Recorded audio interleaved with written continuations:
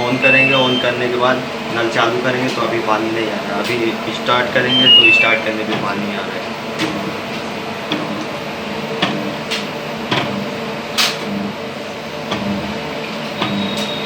start करने